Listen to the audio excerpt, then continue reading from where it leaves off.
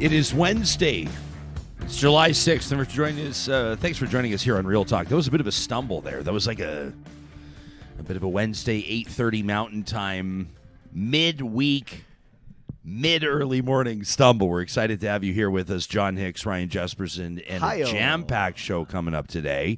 We've got a bunch of emails printed off. We got a lot of you chiming in on stories that we're talking about, that we have covered, stories that we will be covering, including a conversation with Dr. Eli Sopow in just a moment. I'm looking forward to this. Dr. Sopow has been taking a look. He's a professor of change management and leadership. He's had more than 2 decades of experience on and off taking a look at the RCMP with regards to managing change of Canada's National Police Force. People are talking about that in the context of whether or not there was political interference. Was there operational breakdown in April of 2020 when a gunman went on a shooting spree in Nova Scotia? You remember this. It's one of the most appalling crime sprees in Canadian history. Claimed the lives of 22 people, 3 others injured before the gunman was shot and killed by RCMP officers in Enfield in Nova Scotia. We're going to take a look at that in just a little bit. We have a mom joining us, a real talker who reached out following our conversation a little bit earlier this week with with Sergeant Kerry Shima of the RCMP. John, this one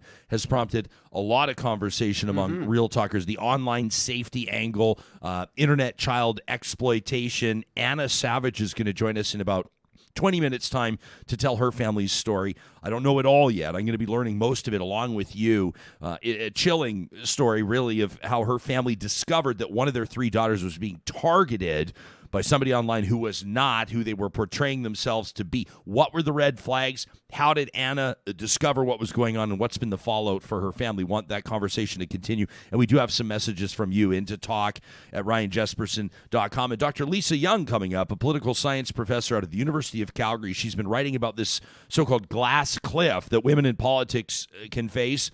Looking forward to that conversation with Dr. Young, and we'll probably ask her. I'll ask her if she has a take on Patrick Brown, the Brampton mayor, being disqualified. This news just sort of like mid-evening last night, last night, the news that the Brampton mayor has been disqualified from seeking the leadership of the Federal Conservative Party of Canada. They're saying this statement from the decision makers that there have been the allegations of serious wrongdoing within the finances of his campaign, and everybody's speculating about what that may mean, whether or not somebody was picking up the salary of one of the team members, or some money was being shuffled around. Who knows?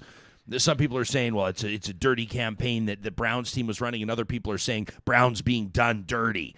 He's sort of being thrown under the bus here, and it's not the first time for Patrick Brown, and everybody's got an opinion on this one. So we'll see what Dr. Lisa Young has to say about that, if anything. We'll see what you have to say about that, if anything. And, of course, we're going to take ourselves out to Jasper today as well as part of MyJasper Memories, presented by Tourism Jasper. Our leadoff sponsor today, our presenting sponsor, is the team at Bitcoin. Mind you, that's never been easier to buy Bitcoin via your online banking. It takes like 2 minutes to set up if this is your thing. If you're interested in learning more about it, if you know you want to buy Bitcoin, if that's something that maybe is on your radar and you want to do it easily and safely and as quickly as possible, you go to bitcoinwell.com. You can learn more about this. After that first purchase, after setting it up for 2 minutes, future purchases could be done directly from your banking app. It's the ultimate one-touch Bitcoin buying experience. I'm not saying buy it. I'm not saying sell it. I'm not saying don't buy it. I'm saying if you have questions about it, I recommend you talk to the team at Bitcoin Well. You'll find them under the sponsors tab at ryanjesperson.com. Real Talk starts right now. Here's Ryan Jesperson.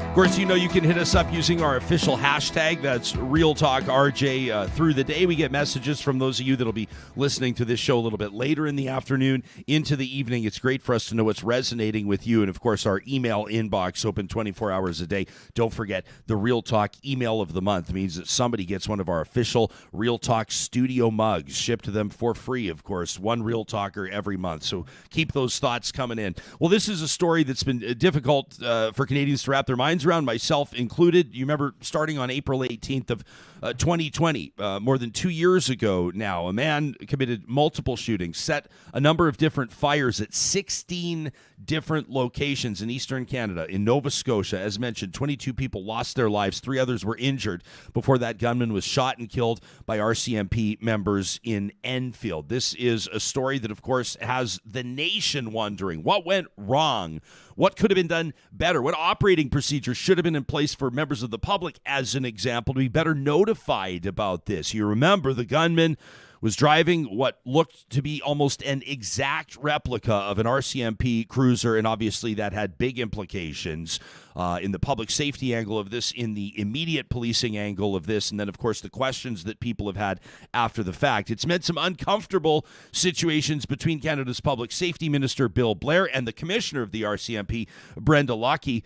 Our next guest has been keeping an eye on this, not just since the Nova Scotia shootings, but for more than 20 years. Dr. Eli Sopow, professor of change management and leadership at the University Canada West in Vancouver, was division director of research in the operations strategy branch of the BC RCMP headquarters. He also spent 2 years as national research director with the RCMP National Change Management Project. He's written about this at theconversation.com. Alleged political interference in the Nova Scotia mass shootings means the RCMP must be restructured. Dr. Eli Sopow joining us live this morning on Real Talk. Thanks for making time for us. Well, thanks, Ryan. You have a great show. Appreciate that. Now, you've had experience, as mentioned. Before we get into this specific study, this specific tragedy, you've been taking a look at the structure of the RCMP and essentially what you think needs to change for more than 20 years. How did you first start taking a look at this? What was the inroad? Well, I tell you, it's not much of a surprise. People have been looking at the RCMP for almost from the day it started over 100 years ago. This seems to be the federal government was never really clear exactly what this wonderful police service actually was supposed to do. I mean, way back in 1922, there was talk in Ottawa, I don't know, maybe it should join the military, maybe it should be amalgamated. Maybe it should be downsized completely and be something completely different.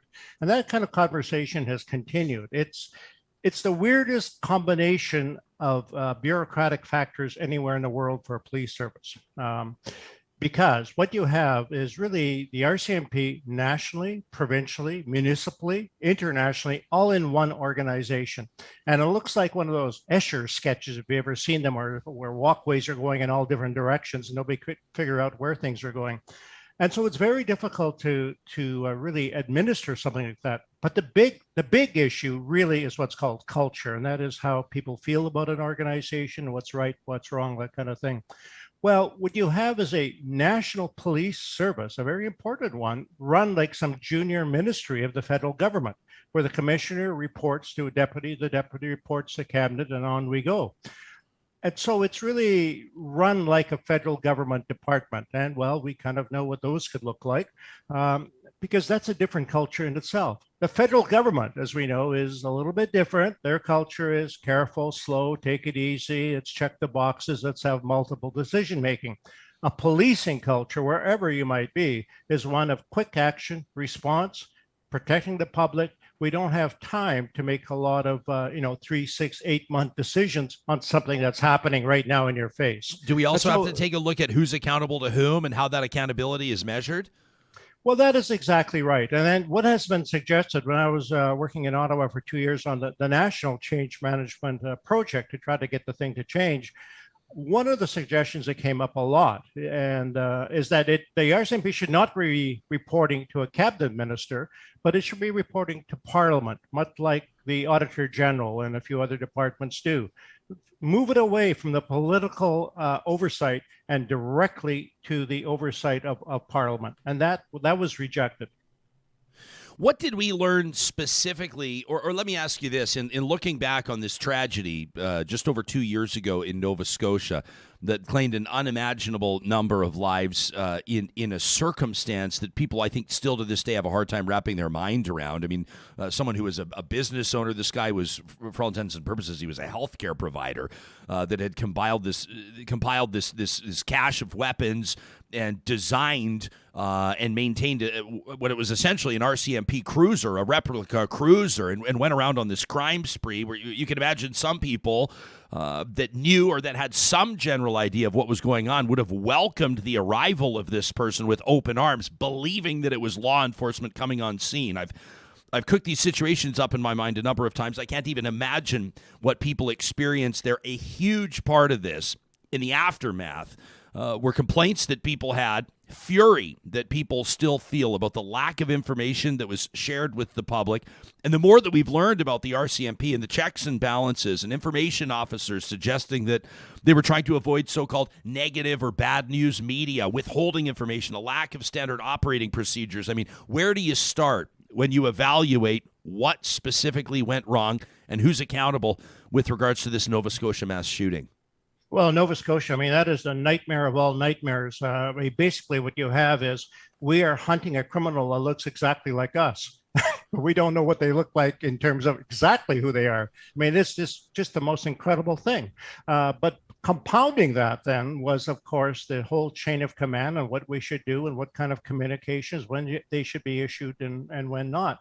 The inquiry was already revealing a lot of the stuff about Ottawa headquarters having let's say, a say in what kind of communications would go out and when and that kind of thing. And then we had the commissioner that's alleged saying, well, listen, you can't say this and you can't say that. And could you imagine the confusion and chaos that could find? I've experienced that myself. Many years ago during the 9/11 disasters, the terrorism attacks here in British Columbia at headquarters, we had to shut down the airport. Of course we did. And we sent out the emergency response team. Roads are closed, everything's shut down. People are wondering what the heck's going on. Ottawa said, hey, don't send out any news release. Don't tell the public anything what's going on yet until we have an approval stage for your news conference, and your content. Our commanding officer, good for her, said, the heck with that. The heck with that. We are sending out information to the public about why we've shut down their airport, for goodness sakes. And good for her for doing that. So we've seen this a lot. I referenced, Doctor, your piece at theconversation.com, and you've written a number of submissions for them, obviously. But this one that was published just a short time ago, on the 23rd of June, you argue right out of the gates here, shortly after the terrorist attacks on September 11, 2001, you say you saw RCMP leadership both at its best and at its worst. Now, you teed that up for us. What was particularly remarkable about the RCMP in that moment or during that period of time, and what left room for improvement? What was its worst? Well, really, I mean, if you look at the members of the RCMP, the on the street, boots on the ground, the women and men who do that, they do an amazing job. They are incredibly dedicated people who work their butts off. That is the best of the RCMP that I've always seen for over 20 years. The worst is the bureaucratic decision-making, the time it takes to make a decision and multiple levels of approval for this or that. And sometimes, and we'll find out from the commission, from the inquiry, do they have the right tools and equipment to do the job? And I think there's some questions being asked about that out in that horrible tragedy that occurred, because often they do not. I mean, I have been in meetings with the commission or with our head of RCMP in BC, where a member has said, "Sir, please, I need some new boots. I've been waiting forever. They're falling apart." But Ottawa, I have to wait for the approval stage. And finally, to his credit, he says, "Oh, for God's sake, just go out to the local store, buy a pair of boots that are the right kind." So it's the kind of equipment they have, the funding, the administration. It is impossible to run this organization in any kind of efficient manner as some kind of a junior ministry of government. So what do you see happening as a result of, I mean, there's a lot of chatter about this now, and certainly people, I think, civilians are trying to better understand. It's why we appreciate conversations and interviews like this, some of the dynamics that are at play, the changes that need to make. What was it in particular? I mean, was it the number of casualties? Was it the high profile nature of this tragedy, of this crime spree back in 2020 that you think has prompted this change? What ultimately comes of this? I hate to say this, Ryan. Nothing will come from this, if anything, because we've had this is a horrible tragedy, but we've had police officers killed in Alberta. We've had police officers killed all over the place. We've had all kinds of things happen. It hits a peak. An inquiry is called. We've had a national inquiry into restructuring the RCMP. nothing happens for a variety of reasons. There's no political appetite to let go of control from Ottawa. The provinces don't want to take over the RCMP completely as a separate thing, like Quebec or Ontario. And so along we go. And what happens, unfortunately, and I see this all the time today from members that I know, it affects their morale, their job satisfaction, and it really eats away at their heart of even being a police officer anymore.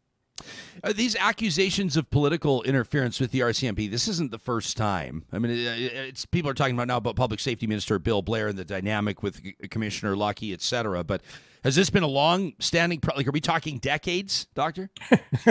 We're talking from the very first day where they had what was called the March West for the RCMP to count west. And you know what the first thing they discovered? Hey, we don't have enough horses or equipment. And by the way, it's kind of cold out here. So how about, some equipment for the cold? Weren't getting it, delays. And then in 1959 in the Maritimes in Newfoundland, there was a horrible labor strike and a police officer was killed, an RCMP member. The commissioner at that time said, I need more police officers here. This thing is out of control. No, delay. He quit. It was Leonard Nicholson at that time. The commissioner said, that's it. I'm out of here. This is the way you're going to treat me with your kind of political interference. He alleged, I quit. Oh, brave man. Good for him. We haven't seen that kind of thing in a long time. Wow. Does this, you mentioned the morale, and I know that the RCMP throughout history have had typically a pretty proud membership, members wearing that red serge, and it's always been sort of a high-profile policing career, and people have been proud, men and women, to serve with the RCMP. What do you know about the sense on the inside right now and how members are feeling in light of investigations like this and public inquiries and public conversations? What impact is it having on retention? What impact is it having on recruitment? Oh, yeah, those are really good questions, Ryan. And, over the years, I've looked at over 18,000 RCMP members and civilians in terms of studies and research. Right now, today, what's happening is just worse and worse and worse. What's happening is that when you're not getting the funding and the support and the equipment that you need, your job satisfaction is high. Job satisfaction is, I love what I do, but morale is, what about the conditions that I do that job that I love in? Well, those conditions have been continually deteriorating to the point where the job satisfaction, I love wearing the red serge, is also starting to be eroded. Now, I think somebody should ask some questions about how many people in Regina are in those troops are being trained these days. The word on the street is not too many. Not too many people want to join the force because of the kind of things that they're seeing. There's an interesting conversation happening on and off in Alberta right now. Eli, I'm sure you're aware of it. Alberta's Premier for now, Jason Kenney, has mused about or has floated the idea of a provincial police force. It certainly wouldn't be the first of its kind in Canada. Ontario, obviously, is a prime example. The RCMP continue to police a number of significantly populated Alberta communities. St. Albert, Alberta comes to mind right now, just north of Edmonton. The RCMP down in Red Deer, Alberta, that's another example. Is there an inherent advantage to a community being policed by the RCMP? Do provinces with their own provincial police services typically have a position of advantage in any way? What's your opinion?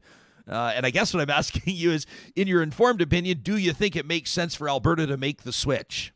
Well, my personal opinion, I guess my learned opinion, is that yes, it does.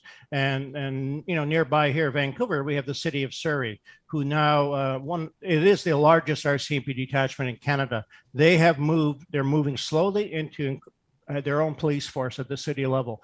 At the provincial level, what does it mean? It means you have more control. You don't have Ottawa, as somebody said, we're 5,000 miles from Ottawa, but they're 50,000 million miles away from us in terms of their thinking. You have greater control. You have greater administrative powers. There's a bunch of stuff. Not easy to do. I know there's a study that has been done for Alberta. Not easy to do. But frankly, at the end of the day, you have greater control and administrative structure of what the heck's happening in your province. Do you believe that this is being managed sufficiently? I mean, are you satisfied that the proper oversight is happening, that the right questions are being asked, that the correct people are being called to the carpet? I mean, is this at least a move in the positive direction? Can Canadians feel comfortable about the conversations that are happening right now? Well, the inquiry is good, and they're asking good questions, and they're having good people with knowledge come to the forefront, RCMP officers in particular, senior RCMP officers who a lot of experience. I'm looking forward to the day when they bring forward the commissioner of the RCMP and other very senior political people and ask them what's up, put their feet to the fire. And we'll see what comes out of that. It wouldn't surprise me if eventually somebody's going to have to be tossed out, like the commissioner herself, who might have to resign. Who knows? But on the other hand, as you know how government operates, Ryan, it's delay, deny, deflect, and then nothing ever gets done. Yeah, no kidding. Eli, it's been great to welcome you to the show. I'm looking forward to future conversations. Thanks for making time for us this morning. If people want to check out your piece, and I do recommend they do some great insights, they'll find it at theconversation.com. Alleged political interference in the Nova Scotia mass shootings means the RCMP must be restructured. We've been hearing from Dr. Eli Sopow, a professor of change management and leadership at University Canada West, joining us live from Vancouver. Nice to see your face. Thanks, Ryan. Great show you have. Yeah, appreciate that. I encourage you to check that out again at theconversation.com. If you have thoughts on this, I guarantee there's RCMP members that are listening to the show that are hearing this. You can write in. You can let us know, your name, your position. Or if you'd like, you can, it's always great for us if you can provide some proof that you are who you say you are, but you may say, I have a pseudonym I'd prefer you use. I don't necessarily want to be called into the supervisor's office, but here's some insight into what it's been like for us. Maybe you're the spouse or the partner or the son or the daughter of somebody who serves. Maybe you're the parent of somebody in the RCMP that may have some insight into this. I'd be curious to know. We also have conversations undergoing, of course, and underway on our live chat, as happens, about Patrick Brown, the mayor of Brampton, Ontario, apparently interested in seeking another term there, wants to be mayor again, but he's booted out of the Conservative Party of Canada's leadership race. It had kind of been, in a way, is it fair to say this? I always try to qualify, maybe a bit of a three-horse race. Maybe. Is it fair to say that Pierre Poilievre appears to be in the lead, and then there were two, I think, semi-legitimate contenders in Jean Charest and in Patrick Brown, and then, of course, there were others, right? Dr. Leslyn Lewis and Roman Baber. I'm talking past tense. There are others that are seeking this leadership, and I didn't even name them all, but Patrick Brown was kind of in the top three. A prominent political player, obviously the former, for a short period of time, leader of the Progressive Conservative Party in Ontario. And they say that there have been serious allegations of serious issues within the campaign financing. Heidi making an interesting point on our live chat, and I wondered if this might surface. She says, it is super interesting that Calgary Member of Parliament, MP Michelle Rempel-Garner, dropped that campaign. She was steering that campaign. She was a prominent player in the Patrick Brown campaign, and he started losing political support, federal political support. You saw some, can I call them defectors? MPs, I guess, who kind of changed their mind. They supported him until they didn't. Prominent Canadian Conservatives. And right up until we got close to the end, Michelle Rempel-Garner was kind of like one of the two. She was one of the last ones standing with profile, federally speaking. And then she said, well, I'm going to step away from that campaign because you'll remember Michelle Rempel-Garner says, well, I'm getting some pressure. She says, I'm hearing from a lot of you. I'm getting a lot of messages. People want me to consider seeking the leadership of Alberta's United Conservative Party. She says, I'm considering a political. She didn't really hint too much, although I thought a lot of the pundits, including us, I thought, well, it sounds to me like she's getting ready to announce. Yeah. And if she announces, she's probably going to win. So then people start going bing, bang, boom. They start looking at it like hopscotch in their brain, and they go, Michelle Rempel-Garner is going to be the next premier of Alberta. And people started running with that and thinking about that until she wasn't. Until her announcement was that she's decided not to seek the leadership of the United Conservative Party in Alberta. And she had already stepped away from the Patrick Brown campaign. And all of a sudden, it seemed like everything was kind of like these two clean exits, right? The one hypothetical allowed her to exit the involvement with Patrick Brown, and then the hypothetical evaporated, her decision, fair enough, and then all of a sudden, her hands were washed. And Heidi says it is super interesting that she dropped the campaign, created distraction. I don't know, is that what she did? Maybe. Created distraction by putting her name optional as an option for the UCP, and then dropped that too, as if this just happened. Heidi says, I'm very curious about that. And then she follows up and says, also, good morning, everybody. So I love that. Nice and polite. That from Heidi. Fantastic stuff. We're going to be talking about child safety online in just a second. This is a really important and, quite frankly, chilling conversation. This is one of those ongoing or continuing conversations we're having on the show. But before we get to that, it's a big day at West Edmonton Mall as the mayor of the mall, the first ever, is welcomed. This is so very cool. Maya is the mayor of the mall today in support of Adaptabilities, which is a really important program. We're proud to support it along with our friends at Local Environmental Services and West Edmonton Mall.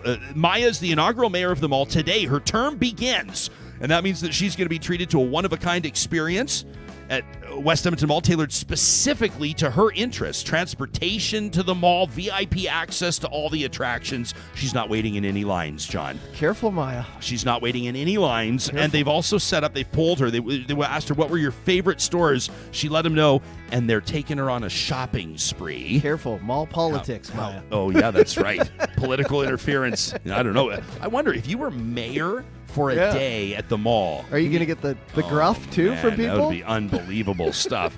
I might try to bring back the Dolphins, but I don't know about that. She's got a night coming up at Fantasyland Hotel as well. Both West Edmonton Mall and our friends at Local Environmental Services place a really strong emphasis on support of the local economy and the broader community, and that's why they've launched this Mayor of the Mall charitable program together. We encourage you to follow West Edmonton Mall and Local Environmental social channels today, and you can keep an eye on Maya, her term as the first ever Mayor of the Mall in support of Adaptabilities. We absolutely love that stuff. Our friends at Grand Dog Essentials want to remind you that they're more than just quality raw food for dogs. Now, our dogs enjoy Grand Dog Essentials quality raw food, but if you go under the Shop Now link, you'll find products they've also got for cats. There are a ton of benefits for animals eating raw, and you can find all of the information under their well-organized blog. We love the blog link because it helps you better understand things like probiotics, prebiotics.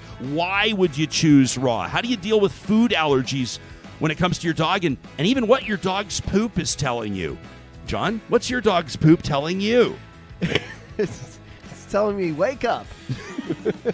I did kind of put you on the spot on that one. But you can tell a lot about your dog's health by taking a look at what you're picking up in the yard. It's true. This is real life, everybody. You'll find at granddog.ca some amazing resources on helping your dog live their best and most healthy life. Don't forget, they deliver to your door in Calgary, Edmonton, and through Central Alberta. The promo code Real Talk gets you 10% off your first order at granddog.ca. And this week, we warmly welcome Apex Automation to our roster of sponsors, of supporters. We're so proud to do business with this team of talented experts that are providing intuitive, fully autonomous solutions to industry. They're giving people back their time. Whether you're running a timber mill or a brewery, whether you work in AI or whether you work in customer service, there's a chance that Apex Automation could dramatically transform what your business does. You can learn more, including career opportunities, at apexautomation.ca. Oh, hit that post. You Don't know, my think wife, that it wasn't on my radar. My wife is all about watching our dog's bowel movements and knowing what that means. I mean, she switched the food because dogs, no, much like humans, you know how your allergies and your tastes change over time. So does your animals, right? So she, like 3 times in its 6-year lifespan, she's switched the food because she can tell, like, 100%. Stomach isn't digesting it properly like it used to, and so you got to keep an eye on it. Yeah, especially because animals. In particular, I don't know about others. I don't have like an area of expertise in animals, but I will say that a lot of times you find that something is horribly wrong, right? You get terrible news about your pet, and maybe the vet kind of says, "Listen, your pet in a way has been hiding this from you, and you shouldn't have been feeding them. They mask dry the food pain, or whatever. they don't, and they have this discomfort, and they can't tell us about it, and it's important to keep an eye on it. So, love that stuff. Didn't know where you were going with that. But again, I'm the one that put you on the spot, so I got what I deserved. You did. You did. Yeah, we did. All right, let's get serious for a second. This is a story of a 13-year-old Edmonton girl that wound up in Portland, Oregon, abducted, allegedly, by this 41-year-old man who's now facing charges in Oregon, man, and it's got people talking about child luring. It's got people talking about child exploitation. It's got people having a lot of important conversations, and we're glad that those conversations are happening, as difficult as they may be. In just a second, we're going to welcome a mom to the show. Anna Savage reached out to us. She's willing to share her story, but I wanted to read this letter first from Amanda. We got this to talk at RyanJesperson.com just yesterday. She said, I listened to your interview with the sergeant, with the RCMP sergeant, Dr. Kerry Shima, or why do I keep calling him doctor? Sergeant Kerry Shima of the RCMP, the Internet Child Exploitation Unit. They call it the ICE unit. Says, I listened to that interview, and I was very grateful to hear you discuss the importance of educating kids about technology. Amanda says, I worked in a daycare for 5 years, public schools for 3 years. Now I work at a place called Discover Coding. It's a local business that teaches computer science, digital safety, and coding to kids. How neat is that? Says, I learned very early on in my career that kids are exposed to dangerous situations online as early as 5 years old. And this can include pornography. It can include strangers trying to connect with them, and certainly online bullying. Amanda says, I want to reinforce the message that was shared by Sergeant Shima about educating kids and parents and trust in particular. I don't believe that removing tech from kids is the answer necessarily. Tech's here to stay. We need to make sure kids understand how to navigate it, how to use it safely for the rest of their lives. Early on, parents need to be regularly introducing conversations on consent, on engaging with strangers online, and on digital citizenship. Says, I strongly recommend parents visit Common Sense Media. Amanda, I'm so glad you mentioned it. We actually have an interview request in with them. It's an amazing website, it is, that has tools to help kids understand digital safety in the internet. They also review apps and games and websites for parents. Amanda says, I also recommend checking out our educational technology programs at Discover Coding, where we use the platforms that kids already love to teach them how to safely use and enjoy technology in a meaningful and valuable way. Amanda says, thanks for bringing more real conversations to the community. Thanks for helping us all engage in this important dialogue. Amanda, thank you. So again, that's Discover Coding. You can Google it, and I'm looking forward to our conversation with a spokesperson from Common Sense Media. There's an expert in particular we're trying to get. She's an expert when it comes to kids and tech and online safety, tips for parents, things to keep in mind. There's a lot we don't know about, isn't there? Let's be honest. And it's so easily to all of a sudden become blindsided by something. That's the story.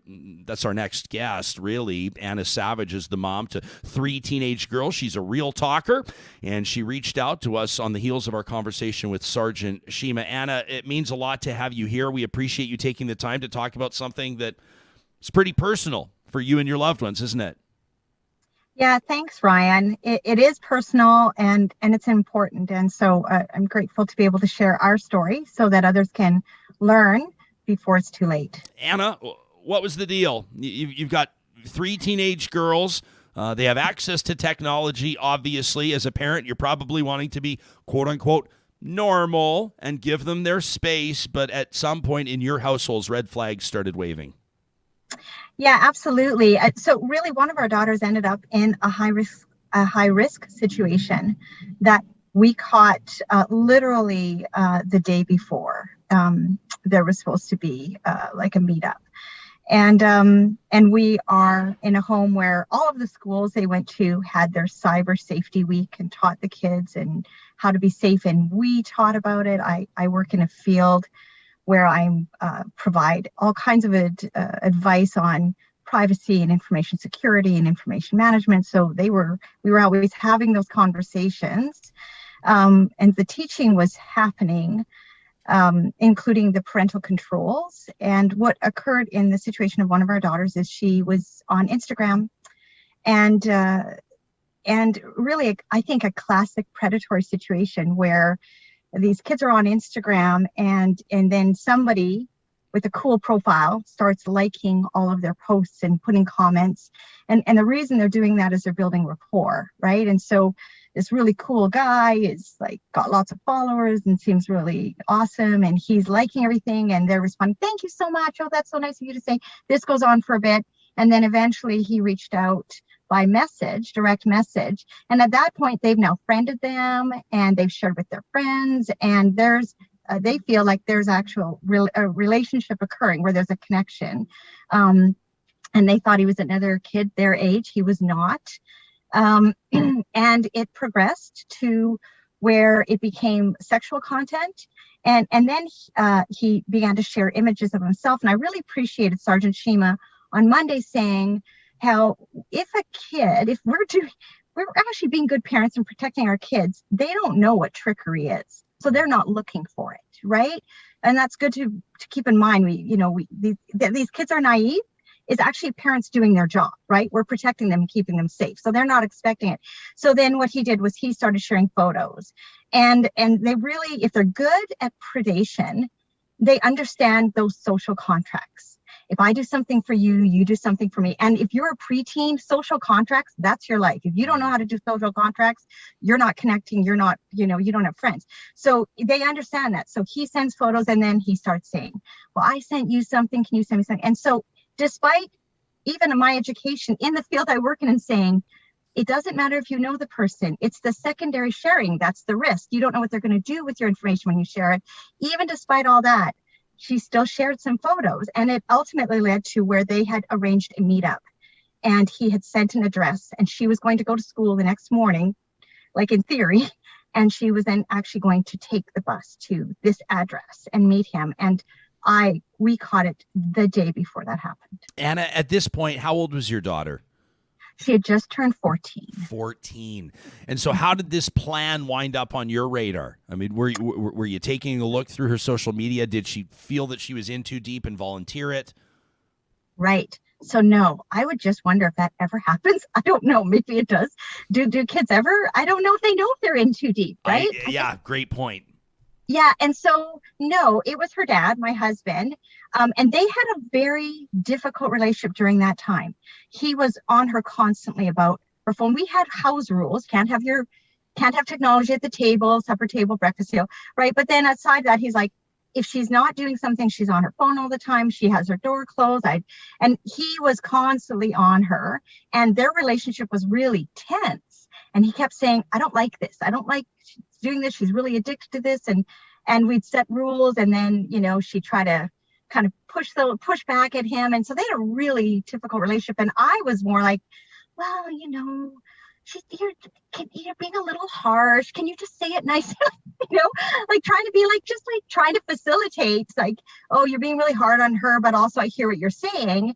And what had happened was when the girls were really little and we started thinking about somebody babysitting or stuff, we had a conversation in their early years where we agreed that if either of us were ever in a situation where only one of us felt uncomfortable with leaving the child there or were having spidey senses, that we would always default to the person who felt the least comfortable. Yeah. So we made that rule early on. We're like, so what happened was something happened that one day. We're working full-time jobs, so we don't know that she was leaving school early and going to the mall and trying to arrange some of these meetings, and kept getting interrupted by Dad.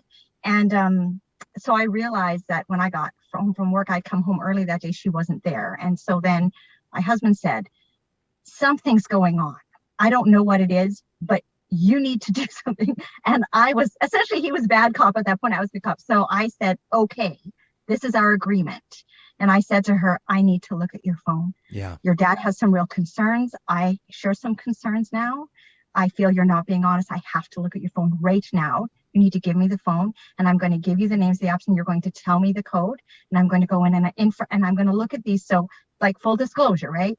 And so she did, and I found everything. And I've never actually shared I took screenshots of everything, and I've never actually shared all of that with my husband. I don't think he could handle it. I just shared enough to say to him, there's something happening, and she's in real danger. So where do you go from there? I mean, you obviously, you entered the timing of it, your husband's gut instinct, the spidey senses, as you call them, the timing, who knows what could have happened, right? But what was the resulting impact on your relationship with your daughter? I mean, fast forward to present day when you look back on this, how long ago was this? Well, and so this happened in 2020, right before the pandemic. So just a couple years ago.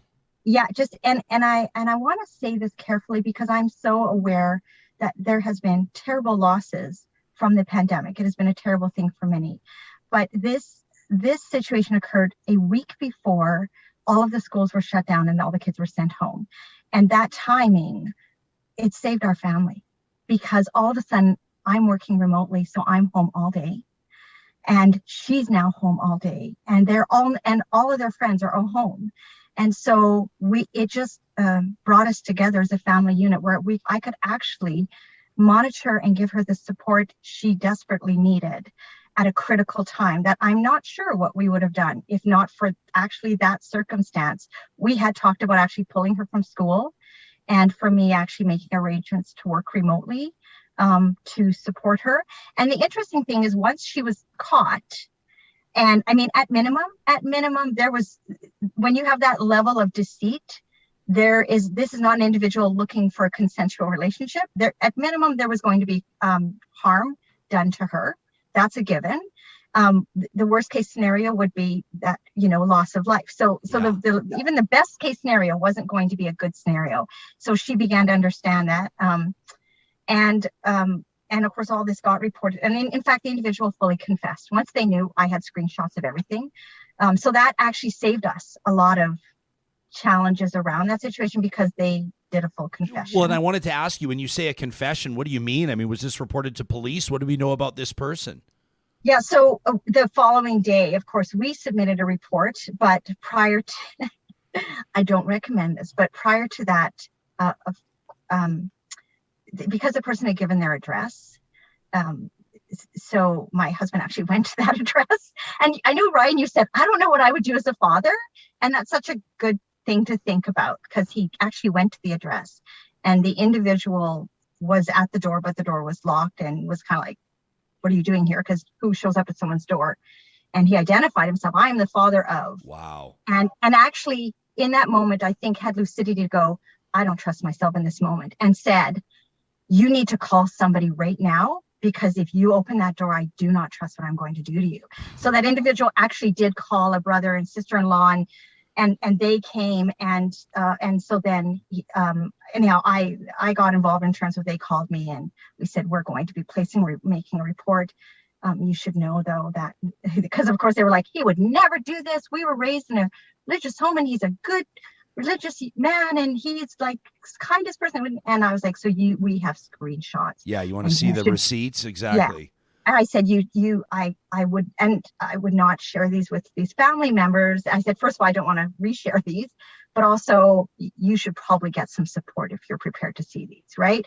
And so then they actually got involved, and he did a full confession and turned himself in, and that got taken over, and they had our screenshots, so that then we were no longer involved. But hopefully he got the help he needed.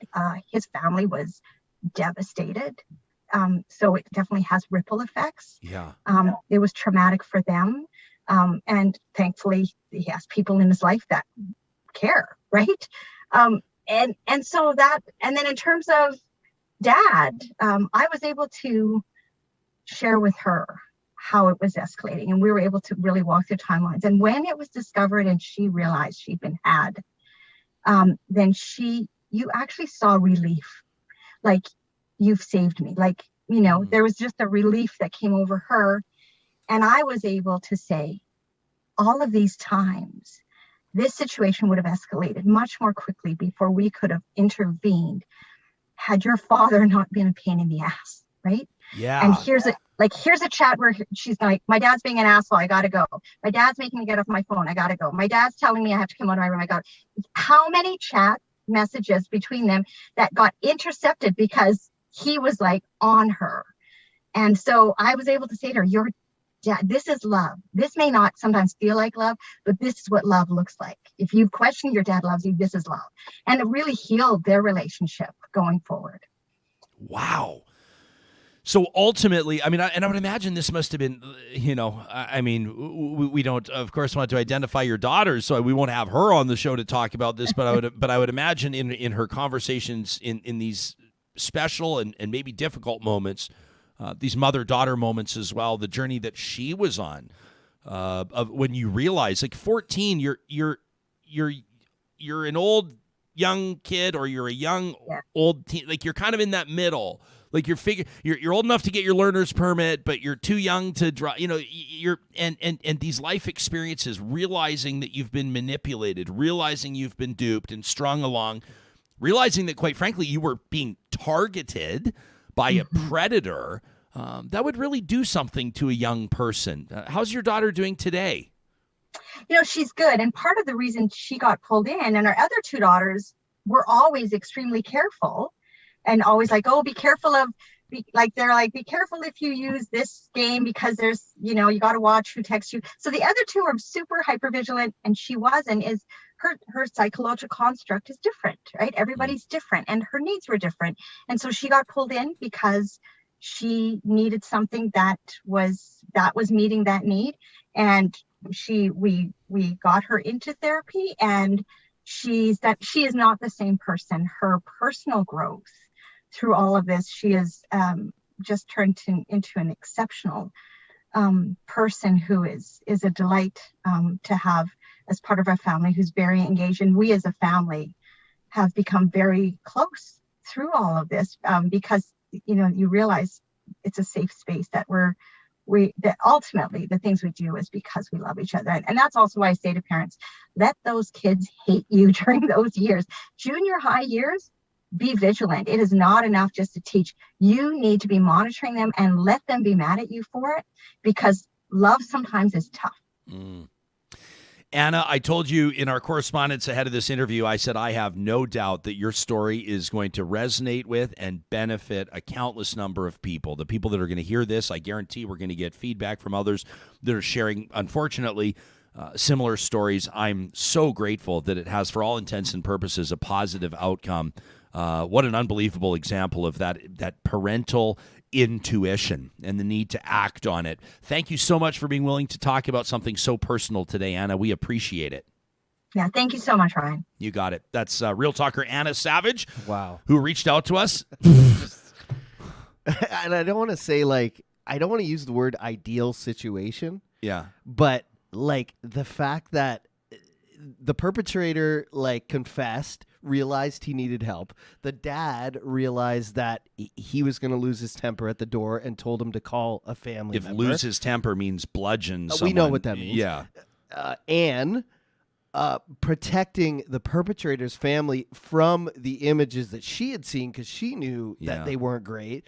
Like, I don't want to say ideal situation, but that, like, handled correctly in every way. The guy's getting help. The perpetrator's getting help. The family's I was like, as she kept talking, I was just getting more and more amazed. Well, I can at tell the it's story. Yeah, the audience too is just, people are just going, wow, because that right? situation does not happen often. Often it's, you know, the worst thing happens, right? So, Tony says junior high school, those years are such a hard time for young people. You know, you're too old to play with Barbies in trucks, and you're too young to party all night. It's a weird time for those kids. Lauren says with both parents working or single parent families, right, kids can slip through the cracks, and stories like this are so important to bear down on kids' activities.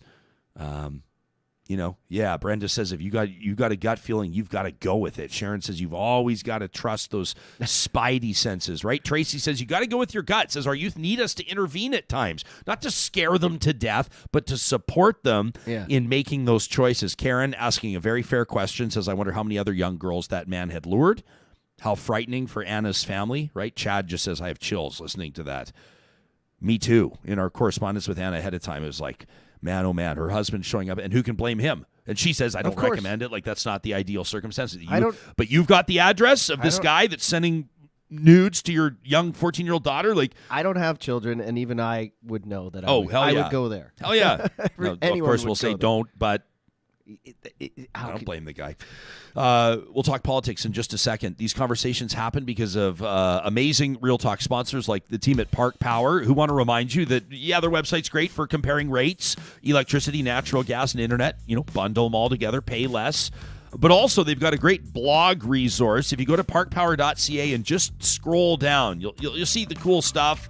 You know, the features like no cancellation fees. I like that. They're confident in their relationship with their customers. No cancellation fees. They're not going to try to rake you through the coals if you're moving on. But they've also got a great resource here, the blog post on this Government of Alberta electricity rebate program. Have you heard about people getting scammed here? The people, there's these phishing scams related to this rebate program. We don't want you to lose your shirt, nor does Park Power. So go ahead and check out that valuable resource today, parkpower.ca. And don't forget, when you bring your business over to them, the promo code 2022-REAL-TALK gets you $70 off your first bill. So you're signed up with Park Power. Now it's time to get your solar installed, right? There's a great relationship. Park Power will buy back your surplus energy, and those are from the panels that Kubi Energy installs. You can get your free quote today at kubienergy.ca. I had a chance to connect with Jake, the CEO over at Kubi, the other day. We went out to the country. He said he wants me to see one of these Kubi cubes, they're called. I was telling you about this, these shipping containers that are covered with solar panels and then a huge battery unit inside. It's so cool. The guy's got it powering essentially an entire rural property. All of the lights, a lot of the tools that are being powered out there. It's a really remarkable bit of technology, and they're starting to ship them all over the place because the applications are as endless as your imagination. Maybe you're out in the oil field. Maybe you've got a remote cabin or a cottage that's totally off the grid, but you could use power. You could use reliability. Check out what Kubi can offer at kubienergy.ca. And, of course, our friends at Friesen Brothers want to remind you that they are proudly serving 16 different Alberta communities for more than 65 years. Alberta grown, Alberta owned. Our recent Canada Day festivities were fueled by Friesen Brothers, including, I was talking yesterday about our pork belly that we did up like burnt ends, these chunks of pork belly, absolutely fabulous. But what about the smoked maple baked beans? What about the creamy home-style mac and cheese on the side? And then we went, of course, with the sourdough buns for anybody that wanted to turn this into a sandwich. I took their fresh-from-scratch coleslaw, John, a little bit of Dijon mustard, and built myself one of the most unbelievable sandwiches I've ever had. Sourdough just makes everything better. My favorite pizza place just switched to sourdough in their crust. It's a huge deal. It's incredible. Way better. You have their sourdough cinnamon buns at Friesen Brothers. Unfortunately, we don't have enough time for me to really recite a love letter to the sourdough cinnamon buns, but you can find them yourself at Friesen Brothers. Learn more at friesen.com. Killing it today. Jeez. The studio band is just nailing it. Well, it's been a while since we've had a chance to connect with our next guest. We always appreciate an opportunity to connect with Dr. Lisa Young.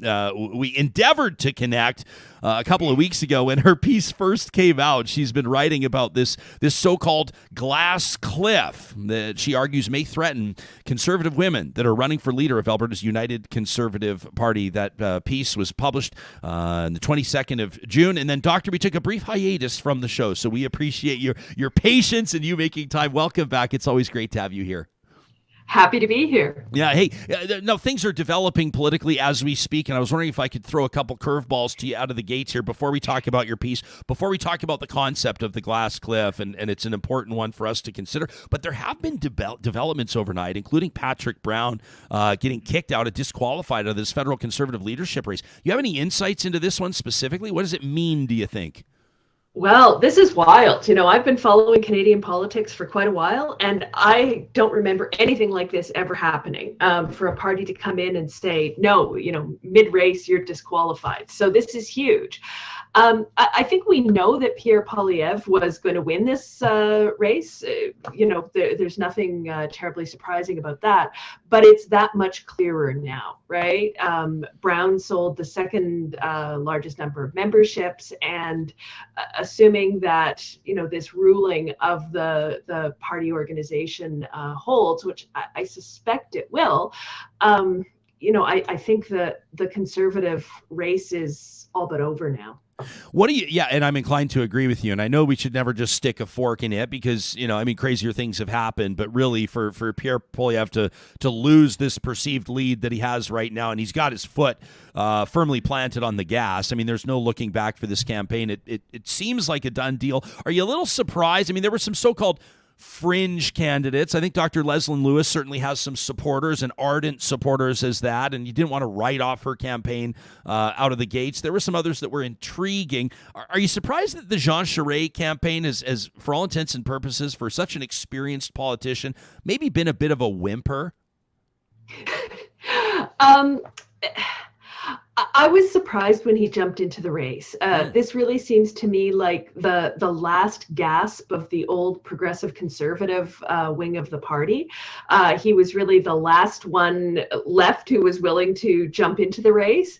And so, he didn't have the same kind of organization behind him that someone who had been active in federal politics would have had. The ties between Quebec and the federal Conservative Party are not strong, so it was difficult, I think, in many ways for him to make inroads in the rest of the country. I think, the path for anybody else to win this race was, whether it was Patrick Brown or Jean Charest, was those second preferences, right? Whichever one of them, came second on the first ballot. If the other one had enough second preference votes to transfer over, then maybe there was a path to victory, but it was going to take an awful lot of planets aligning for that to happen. Yeah, it's always interesting in races like this where oftentimes second place is kind of the sweet spot, right? If you're first place with a lot of people, but you might be number 5 on a lot of other folks' lists, and if you can be like like Ed Stelmach's kind of an example, I guess, for Albertans, right? You just come right up the middle as the number 2, 3 choice on everybody's ballot. Yeah, absolutely. And, coming back to the Alberta race, I wouldn't be surprised if some of those second, third, and fourth preferences start to really matter in such a big group of candidates running for the UCP leadership. Let's talk about this. We've spoken to a number of them. We've talked to Rajan Sani. We talked to Leela here. We just talked to Rebecca Schultz. We're going to be talking to Danielle Smith next week. I'm looking forward to that interview. People have a lot of questions for Danielle Smith. You got Brian Jean in the mix, which makes this certainly interesting, and others. How are you wrapping your mind around what you're seeing around the race for frankly, who's going to be Alberta's next premier? That's what this is all about. Absolutely. And, at this point, the first thing I'm looking at is who makes it over the hurdle of raising enough money to actually be in the race. And so we saw an announcement yesterday, I think it was, that Travis Taves has managed to be approved. The party has given him the thumbs up. He's passed the tests that they've set, looking at people's social media presence and their background and so on. And he's raised enough money to formally enter the race. We don't know at this point whether, some of those candidates who you've already had on the show are going to be able to stay in the race, right? Can they raise $175,000? Do you think it's a good thing when there's like people take a look at the fundraising totals and people? If you need a break, by the way, I can take a quick break. Just let me know, Lisa. We keep it real here. It's no problem if we need to take a quick break. But people will take a look at the leadership races, and a lot of time people will want to talk about accessibility to politics or things like hurdles standing in the way of certain people accessing politics, or the barriers that stand in the way of people from certain socioeconomic backgrounds, or perhaps certain genders, or perhaps certain geographical locations. Whatever the case may be, ethnic backgrounds, religious backgrounds, barriers that stand in the way of politics. At the same time, leadership races are a great opportunity to sell memberships and raise money and raise awareness, right? And so the parties have to find a way to balance that. Where do you stand on these, what are described as relatively lofty fundraising totals, these minimums? Yeah, I mean, it's interesting that the party has done this, because it really does mean that a candidate has to be a powerful fundraiser in order to get into the race. Now, are women disadvantaged in that? Not necessarily. There's lots of literature about female candidates' ability to raise money. And I think early on, when women were new to politics, it was really hard. They didn't have the same kinds of networks that male politicians did. We do know that women are still less likely to give money politically. And so that can be a bit of a barrier. But certainly, when we look at the women who are in the UCP race, both Leela here and Rajan Sani are coming from the South Asian community, which actually is a huge source of money politically. They donate far more frequently than just about any other group in Canadian politics. There's some really interesting political science research on that. So, there's certainly possibilities for these candidates to get in there. But given that you can only raise money, $1,600 at a time, it takes a lot of contributions to get to that 175,000. And then after that, you've got to be able to run a campaign. Yeah, you've got to be a hell of an organizer. You've got to have a formidable team. Then again, of course, these are the qualities that you would require or expect from somebody that's going to win a general election next year, right? So in a way, you're kind of proving to party members, and you're essentially proving to Albertans and the rest of the country that you have what it takes. Yeah, and if we look at the fundraising numbers in Alberta over the past couple of years, we know that the UCP is at a disadvantage to the NDP. And, that's really quite something for a governing party not to be able to raise as much money as the opposition party, for a party that's got lots of ties to business, not being able to raise money at the same rate as the opposition party is a real problem for the party. And so whoever is elected party leader is going to have to hit the ground running in the new year and really get the money coming in if the party is going to put on a credible campaign.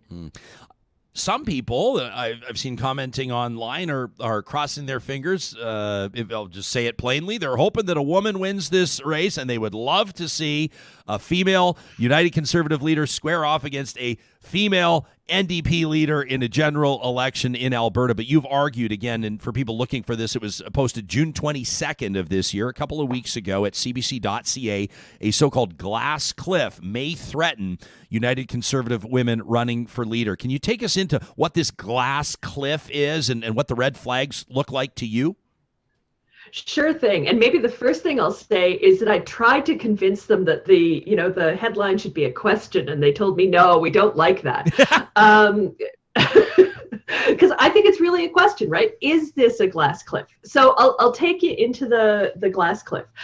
So this is an idea that came out of the business research literature. And some British researchers thought, isn't it weird that there are companies that do really badly after they've added a bunch of women to their boards of directors? What's going on here? And so they rolled up their sleeves and they looked carefully at these companies. And what they found was that the companies were already in trouble when they reached out and started putting women on their board. And so what looked like a result of, if you put women on your board, then you perform badly, it was actually the other way around. It was when they were performing badly, they started looking to do something differently. There were all of a sudden opportunities for women to join the board. And so this is an idea that's kind of transferred over into politics. And some of the research, because you look at, some really spectacular political failures that we've seen from female leaders in politics. And I always hear about Kim Campbell, first woman to be prime minister, first and only woman to be prime minister in Canada.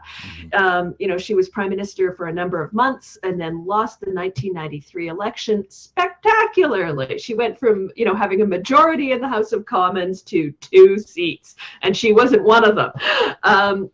So, as failures go, that was enormous. But that was clearly, I think, a case of a glass cliff. That was, a party that was in disarray. And it is, it's pretty clear there that what happened was that the party was in desperate trouble. And so they looked to having a woman as the leader as a way of doing something differently. And she certainly played into this, right? During that campaign, she said, I'm going to do politics differently. There wasn't a lot of substance to that, but, it was certainly her claim, but it wasn't enough to overcome the structural difficulties that the old PC party experienced, right? Well, and people are saying she was. It was more like Brian Mulroney lost the election than Kim Campbell losing the election, right? Brian Mulroney's legacy lost the election. Absolutely. We had the constitutional troubles of the late 80s and early 90s. We had, the Reform Party was rising up and replacing the Progressive Conservative. I think we may have just lost Lisa's audio for a second. Why don't we work to get that back? John, you can do that behind the scenes sort of a deal, and we'll it's make just sure an internet just problem. kind of dropped I'll hook off. it. Just an internet issue, no big deal. Why don't I mention a couple of our sponsors, and we'll get right back. You're hearing from Dr. Lisa Young. This is a fascinating concept, the idea of this glass cliff. It's essentially women set up to fail in positions of leadership positions, political positions, and I love it. I saw a comment from Sharon. We saw it, Sharon, in our live chat. She wants us to ask about, and we certainly will. We'll talk about Assembly of First Nations Chief Roseanne Archibald, who's currently suspended, allegations of bullying, workplace bullying. She's the first national chief, first woman to be national chief of the Assembly of First Nations, and her suspension, as a matter of fact, pretty interesting, as delegates at the Assembly of First Nations have voted overwhelmingly in support of National Chief Archibald, saying that they believe that this is essentially a hit job on her leadership, as she has attempted through her tenure to shine a light on alleged corruption within the Assembly of First Nations. So that's an interesting angle that we'll take on with Dr. Lisa Young in just a quick second. The interviews happen because of our sponsors that partner with this program, that keep our lights on, so to speak, and that allow us to keep this thing going, and that includes the amazing teams at St. Albert and Sherwood Dodge. I always tell you about the trucks I'm driving, the vehicles I'm driving. They had me in a Grand Cherokee a while ago. Absolutely loved that. And then I said, we're looking for something with a little more room for the summer, something that gives us more options to get the family out, whether it's car camping or whether it's to the trailhead for a backcountry adventure. The Dodge Ram 1500 has been a perfect fit, and I've loved driving. It's the Longhorn edition that I'm in, which gives you that little Western flair, some nice detailing on the dash and stitched into the leather. My next door neighbor, Chad, ended up picking up the Ram 1500 Limited, another beautiful trim package. He's using that to pull his new trailer. Flip side, a lot of people are taking a look at the price of gas right now and saying, we're looking for something more in the 4-cylinder variety, something that offers a little more efficiency. This new Jeep Wrangler 4xE, it's the electric version of the iconic Jeep Wrangler. They've got them in stock. You have to test drive one. They're absolutely unbelievable. The classic Jeep styling with the newest technology. You'll find the best selection in Alberta at Sherwood and St. Albert Dodge. And John, why don't we give a shout out to our friends at the Dairy Queens of Northwest Edmonton and Sherwood Park. I've kind of enjoyed this new tradition we're establishing where you surprise me with the talking point for the day. Today it is the new signature stack burgers. It's a great day to go pick up either the flamethrower third-pound double combo. That's the flamethrower. A little pizzazz, a little spice, light your mouth on fire with this flamethrower at Dairy Queen. And, of course, the loaded steakhouse. This is the third-pound double combo. I suggest you make it a triple. Why wouldn't you? You've got the bacon, the cheese, and then, of course, you've got that iconic Dairy Queen onion ring. That's the signature stack burger collection. You can find them at the Dairy Queens of Northwest Edmonton and Sherwood Park. That's Baseline Road, Westmount, Newcastle, Nemeo, and Palisades. Make sure you let them know that Real Talk sent ya. We ready to rock with Dr. Young? Love it. Dr. Lisa Young joining us, a professor of political science out of the University of Calgary. We lost your audio, but thank goodness we have you back. It's good to see your face again, my friend. You were interrupted there. Yeah, sorry about that. Don't sweat it. Don't sweat it. So we're talking about this concept of the glass cliff. People may just be joining us right now, live streaming on the Mixlr audio app. It's the idea of women. Am I mischaracterizing it by saying set up to fail?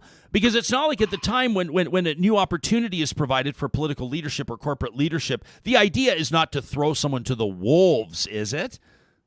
No, I don't think it's a conspiracy like that at all. I think it's a recognition, whether it's by a company or a political party, that the way they're currently doing things isn't working. They need to change it up. They need to do something different. So they're open to new ideas, like having a woman leader.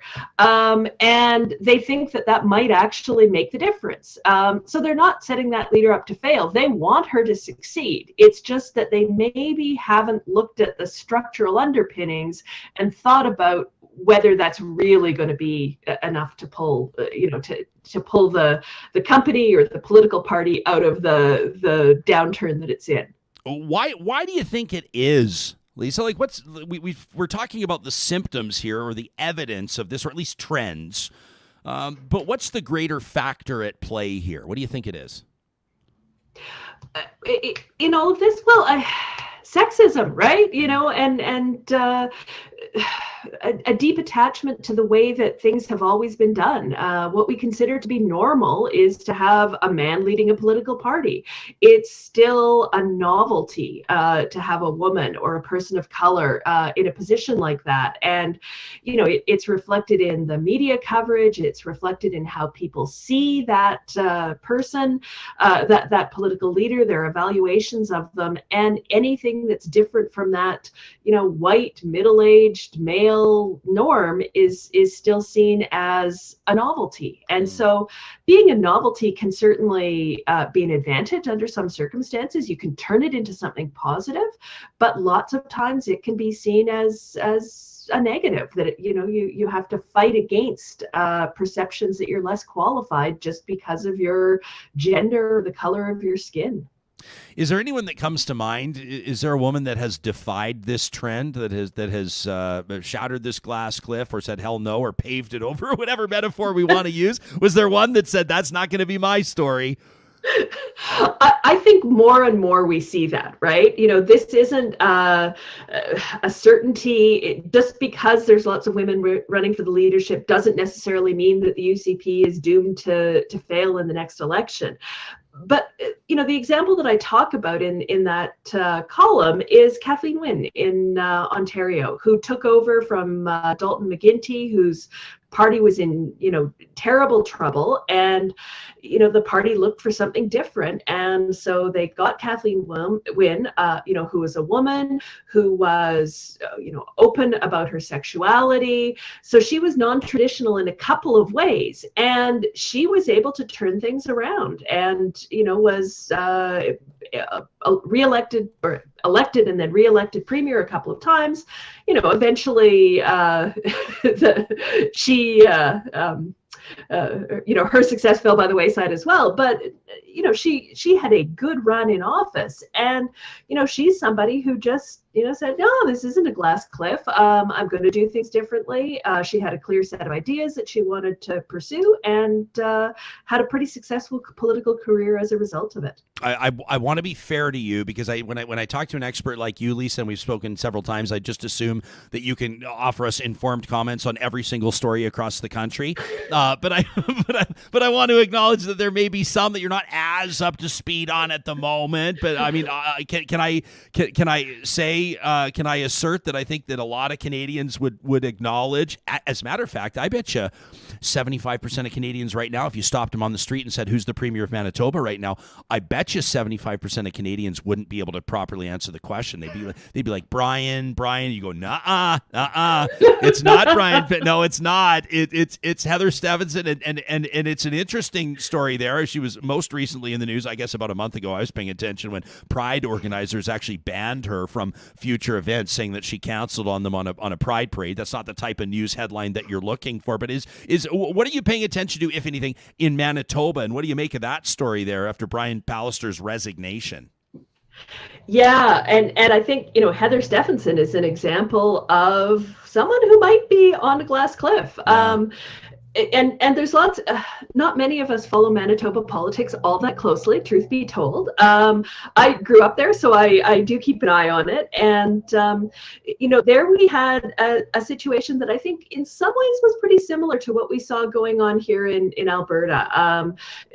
The premier of the province was, you know, a conservative premier, Palliser. He was not hugely popular. There were certainly some issues. He spent a lot of time in Costa Rica, which of course ended with the pandemic. But the pandemic response there was quite similar to what we saw in Alberta in some ways. There was a lot of tension about it. There are a lot of religious communities in southern Manitoba that really objected to vaccine mandates and to some of the restrictions. And so there was more and more pressure on Palliser. And so he was, I think, quietly pushed out, and the party held the leadership. And, you know, it's noteworthy, I think, that it was two women who ran, and you know, Heather Stefanson was successful, but it's pretty hard to imagine right now that she is going to win the next Manitoba election. It seems to me that the NDP is likely to be the winners there. And, this is a case where, the province goes back and forth between the Conservatives and the NDP for government. It's probably time for that to happen. And there's Stefanson left sort of holding the bag after, lots of troubles for the Manitoba Conservatives. And then again, you're the premier or you're the party leader that lost the election, right? And people kind of have these short memories, it seems, at least in some circumstances, about what led up to that or what the political landscape looked like as you were leading your party into that election, right? Absolutely. Sort of this wake of destruction behind you that was not all your doing. Before I let you go, that all the national newscasts are covering this and talking about this right now. The annual General Assembly, the Assembly of First Nations leaders voting against the National Chief's suspension. National Chief Roseanne Archibald has called her suspension unlawful. She's the first ever woman to hold this position, and I know that our audience and me, quite frankly, would be interested in hearing your general take on what's going on here. She's been shining. She's been making some people feel pretty uncomfortable about the culture there, and what she alleges is essentially financial malfeasance at minimum. What are you paying attention to with this story of the suspension of the National Chief? Yeah, I mean, I want to be really cautious about commenting on this because I haven't followed it as closely as I should be. And, I think there are lots of layers and dimensions to the internal politics of the AFN that you want to be really attentive to here. But I did read something, really interesting earlier this morning. I think it was in the Star, drawing some parallels between what's going on in the AFN and what happened in the Federal Green Party about a year ago, where we had, a Black woman coming in as party leader, and the party couldn't seem to manage to deal with some of her ideas, her approaches, and again, it's a complicated situation, but it really does underline the difficulty that somebody who's different in some way and who sees things differently has going into an established organization and talking about how the organization needs to do things differently and, perhaps presenting some uncomfortable truths.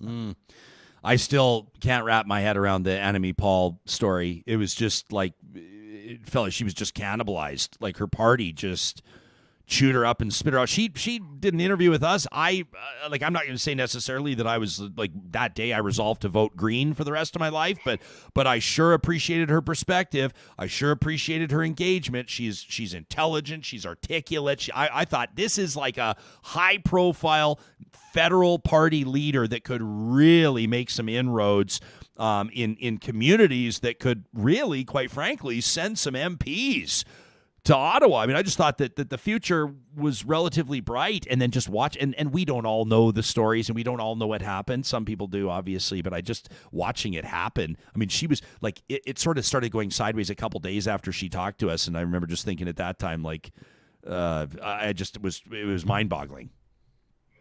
Yeah, absolutely. And, again, I don't know enough about the inside Nobody stories. Really does. Yeah, exactly. And I think we have to be really careful, but, really, and it's really interesting to think about the challenge now that she faces, with a mandate from the membership on the one hand, but her executive, having tried to oust her. So, not an easy situation at all. No kidding. Dr. Young, we ask you to come on the show to talk about the glass cliff, and then I ask you about like 6 different political stories across the country, and you offer us informed comment and perspective on all of them, and it's why we keep asking you to come back. It's so nice to see you again. Thanks for your time. My pleasure. Happy to be here. Yeah, you got it. That's Professor Lisa Young, Professor of Political Science out of the University of Calgary. Make sure you give her a follow on Twitter. You can see all the Twitter handles for our guests that are on that social media platform every morning when we send out our lineup, we call it, from our account, our official account at Real Talk RJ. In just a second, we want to get to some follow-up on a conversation we had yesterday. Would you move to the United States? Would you move your family down there? If there was a great job opportunity, if you could double or triple your salary, And we're talking about the epidemic, and I use the word intentionally, the epidemic of mass shootings in the United States. Would you move your family down there? John and I just started sort of waxing about it yesterday. Obviously, we wanted to address what had happened in Highland Park, Illinois, that 4th of July parade, but I posted it on Twitter and just asked the question. I didn't do a poll or anything, but I asked people the questions, and we had a whole bunch of people chiming in. I want to get to that in just a second. Before we do, if this is the time of year where you insist it is time that your family and your family's home realize its full potential, you're looking outside, you're so sick and tired of the rainfall, it continues, and that means that, the weeping tile that you don't yet have would have been helpful, right? That sump pump that's not yet in the basement would have been nice. Maybe you're one of those folks that's spending this week. We feel bad for you. You're ripping out drywall and getting rid of the carpet because the basement flooded again. You need work done. You know it. Maybe you need some new concrete poured. You need excavation work. Maybe you need a retaining wall. Eden Landscaping does it all. When you think of Eden Landscaping, don't just think of water features. Don't just think of outdoor kitchens. They do that too. But whatever your vision, they will execute it with precise attention to detail. And you can check out all of their services online right now. Edible garden boxes, so hot right now. Of course, everything is guaranteed. This is the type of service that earns referrals. It earns return business. LandscapeEdmonton.ca is where you'll find Mike and his team at Eden Landscaping. Also, big shout out to our friends at Infinity Healthcare today. We hear from you at talk@ryanjesperson.com. These are the messages that mean so much to us when you reach out. We told you about that email that we got from Eleanor a while ago. She said, because of Real Talk, she listens to Real Talk every day. She let us know. She says, because of Real Talk, I was able to refer Infinity Healthcare to my cousin.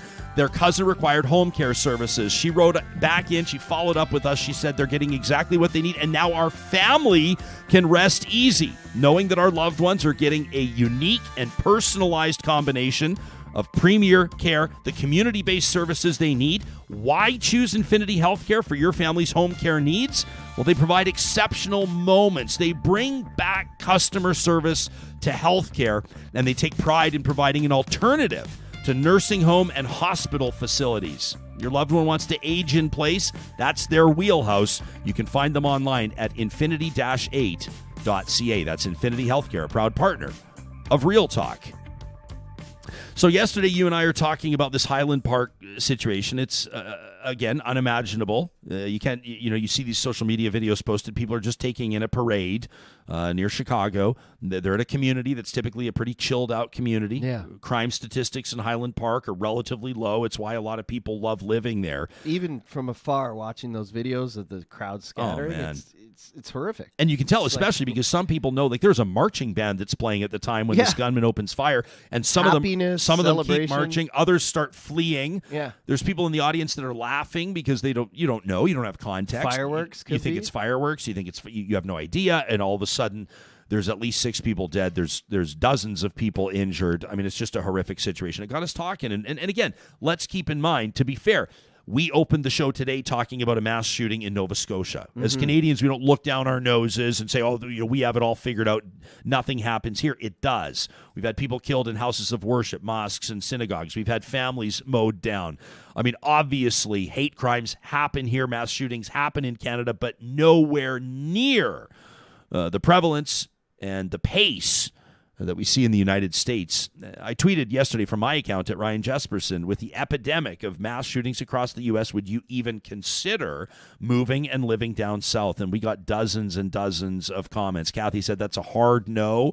Alyssa, listening in from Calgary, said, I won't even give Americans my money as a tourist. Said, I hated having to get health insurance for weekend trips. It was totally ridiculous. Luke responded to us. He's happy in Canada. He said, I'll take minus 30. He said he's fine with the weather in Canada. I'll take minus 30. Spencer said, I went on a holiday to the States in September. I don't think I'll ever go back. Right? This is interesting. Kelly said she wouldn't go. She said her parents sold their condo in Phoenix. Kevin said, not now, not even to visit, unfortunately. Jason went to university down in the States. He said, I loved my time there. I wanted to stay after graduation, but the last 5 or 6 years has really diminished any desire I had. Says the weather and some close friendships might make me consider it, but the downside to living there has just become so much. Avery says, I think I could live happily in California, but I have ample amounts of privilege that allow me to make that statement. Sure. Yeah. Although, do I even want to get into this? Like, we talked about some of the comments people are making about Highland Park. This isn't supposed to happen in Highland Park. This doesn't happen in Highland Park. That's kind of a question of why. Because it's affluent? Because it's predominantly white? Is that why? I mean, every mass shooter seems to be white, but I digress. Yeah, interesting comment from Avery there with privilege. Kate chimed in, and Kate says, I moved for more job opportunities post-COVID as Canada made it nearly impossible to survive in the sports industry. Kate is a talented broadcaster, Kate Pedersen. She says, living down here in the States now, we have to think a lot more about where we're going and what we're doing. She went to Broadway last night. She says, I appreciate her sharing this. She says, I was thankful for metal detectors to get into the Broadway show last night. Like, that's where we're at now? We're thankful that, there's metal detectors and that there's, stringent screening when you go to, like, just to have a night of fun or recreation. It seems crazy to me. And my wife even said yesterday, she's like, when we got married, one of the exciting things, because you're a dually, is that, maybe one day we could move to the States. She's always dreamed, the Pacific Coast, obviously, Washington, Oregon, California, one of those states. And then she's like, I would never even, consider moving down there now. Everything happening in the last 5-10 years. So my former boss chimed in. You remember Paul Meunier, a longtime news anchor? Paul's such a beauty. He moved to New Brunswick, and he's made a great life there in New Brunswick. He's kind of slowed things down from 6 o'clock news anchor to communications consultant. But he says, I always wanted to live in New York City. I mean, a lot of broadcasters have that. I think everyone has that dream, right? Watching movies. In broadcasting, for sure. Yeah. It's, he says, I always wanted to live in New York City. He says, but I've had that same gut feeling, that same kind of queasy, exploring San Diego, Seattle, Atlanta, Savannah, even Madison, Wisconsin. He says, the wrong place, the wrong time. He says, now I'm in a stunningly beautiful part of New Brunswick, and I'm happy with the journey. One of the comments is gorgeous. Oh man, I've never been. I'm embarrassed. I've never been to the Maritimes. That's so embarrassing. But one of the comments, one of the things I wanted to make a point of mentioning was that, I think there's 90 or 100 comments on this. We don't have time to read them all, but people were quick to clarify that it wasn't just the prevalence of mass shootings that were prompting them to say this, right? People are talking about the Supreme Court rolling back Roe v. Wade. People are talking about some of the political developments that they're seeing in the United States. I mean, people are talking about the return of Donald Trump. Who knows? In 2024, who knows what that's... I can't even believe that's coming out of my mouth. You're inside my... I mention her every show too much, but you're inside my wife's head right now. She was just saying last night, like, what if in a few years Donald Trump is president and Pierre Poilievre is prime minister at the same time? Like, what... Because everyone's saying, these things couldn't happen here, but, like, you never know. I've got a buddy, they're building their casa and their casita in a beautiful part of Costa Rica right now. Next to each other? Yeah. Well, they've got this, like, the little guest house. They're going to Airbnb it, and they're building their dream home down there. They're two of the people that actually did what everybody else says they should do. We should just sell everything and just leave and go to Costa Rica or go somewhere tropical. They did that, and they're building their dream place now, and I think I might just take out a long-term rental on the casita if those two are holding the positions of elected office. Yeah, I have a friend who's a DJ. I won't mention his name. He's kind of like a private guy now, but he moved to Costa Rica right as the pandemic hit. Started day trading, bought a place. He's back here for a few months in the summer to pack up his stuff. But same thing. He said, with the way of the world, I just want to be a recluse. I want to be a hermit. Yeah.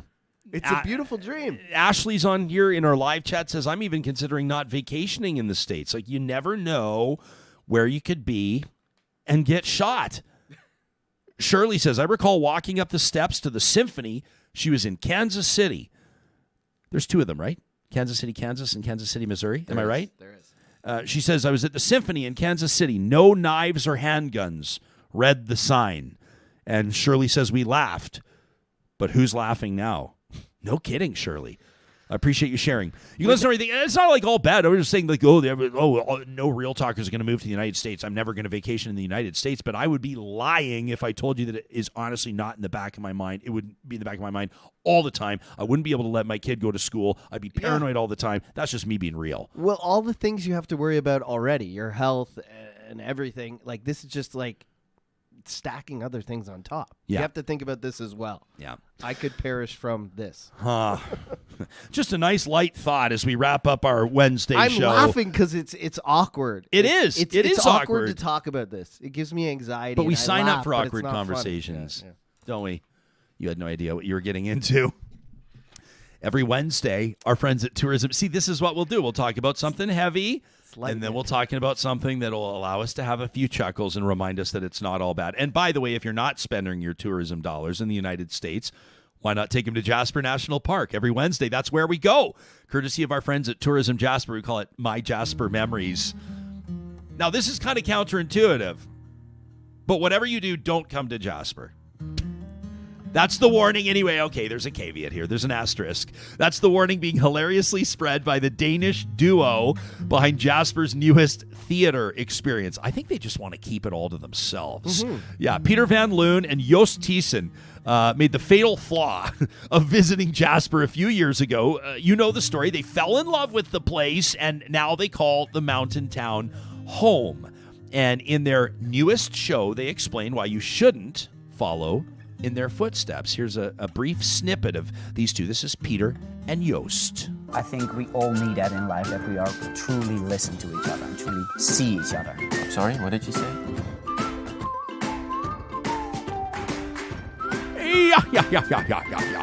Yeah, that's Peter Van Loon and Joost Thiessen from Jasper with Love.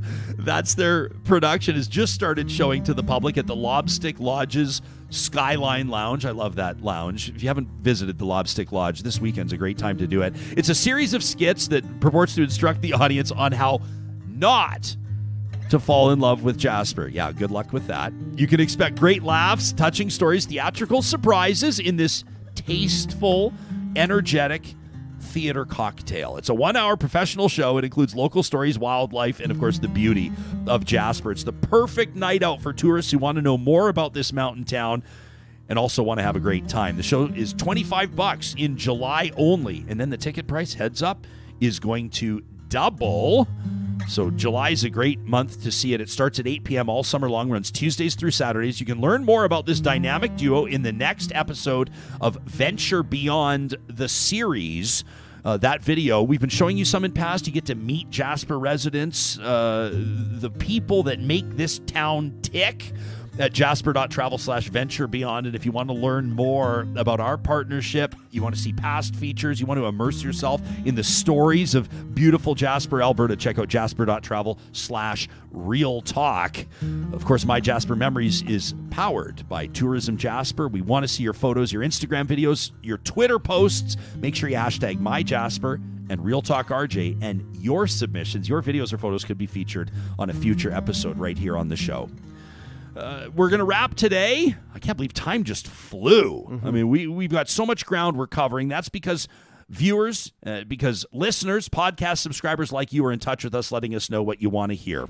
We thank you for subscribing and liking our content, for sharing it, for ranking it, for rating it, for everything that you do to make sure that it's on the radar of Canadians, people across the country that are looking for real, meaningful talk on news, politics, and pop culture.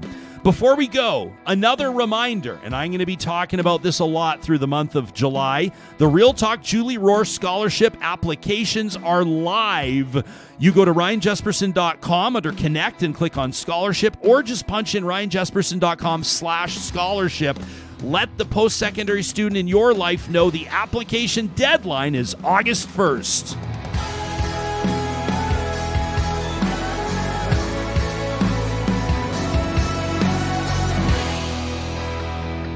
Real Talk is hosted by Ryan Jesperson. Executive producer, Josh Dunford. Technical producer, John Hicks. General manager, Katie Cook-Shivers.